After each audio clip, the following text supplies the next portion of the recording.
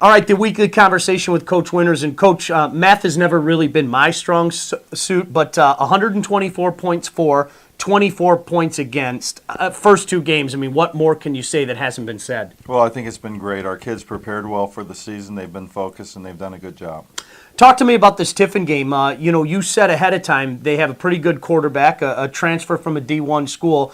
They did a good job of moving the ball, but it seemed to me that they did it between the 20s, and the defense really battened down the hatches against Tiffin. Yeah, I think our defense really maybe even surprised me. That quarterback was a good player. They probably didn't throw it as much as they wanted to, but we made plays, and we got after him pretty good. And I think no matter where you're from, if you have that kind of pressure, it's tough. I don't mean to sound like a homer. I am, but I think anybody that has seen the Warriors the past couple of weeks has to realize just about everything is working offensively right now. I mean, how can you describe what we're seeing from an offensive standpoint? Well, I think it has a little bit to do with probably the quality of competition, but our guys have played well, and they prepared well, like I said, and our quarterback's a veteran. And you haven't seen that from us, where you have a guy who's really started for 2 years, and he's just done a fantastic job.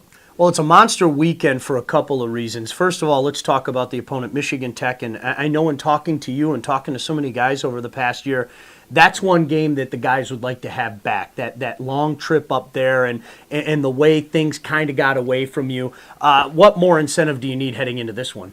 Oh, it's big. I think, first of all, it's homecoming. And you want to play well for homecoming. But our guys never like to lose. And losing up there, they got us pretty good. So our guys are ready to play. It was interesting. I talked to Mickey Mockner in the offseason, and he looked at that game specifically and said that was a game where I said to myself, you know what, I can't hurt this team again. I got to take my game to the next level. I'll tell you what, he's been a man of his word since that game. Yeah, I think that game really hurt him. We were playing very well.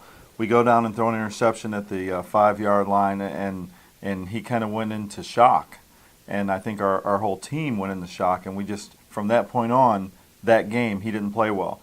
He came out of the locker room determined, and he's been that way ever since. What can we expect from Michigan Tech? I mean, let's face it, they have a new look. They had a quarterback that seemingly was there for a long time, that you saw the leadership on the field last year. What can we expect from the Huskies?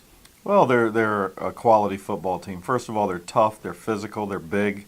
They run the football as well as anybody. They've got a quarterback who's athletic, exactly like Short was the past years. So they're ranked, they're 22nd in the country. They're a good football team.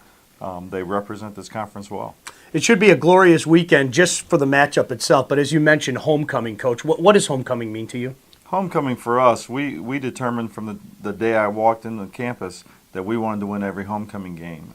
Whatever kind of football team we were, we wanted to do that, and we've been able to do that the last few years. So it's big. We want to bring people back and have them be proud of the job that we're doing. Quickly before we go, what do the Warriors need to do to secure a victory in homecoming? Well, I think from a defensive standpoint, we need to stuff them a little bit, not allow them to run the football on us, and create some turnovers, get after the quarterback. He's a young guy, so let's get after him and show him a little bit more speed than what he's seen in the past weeks.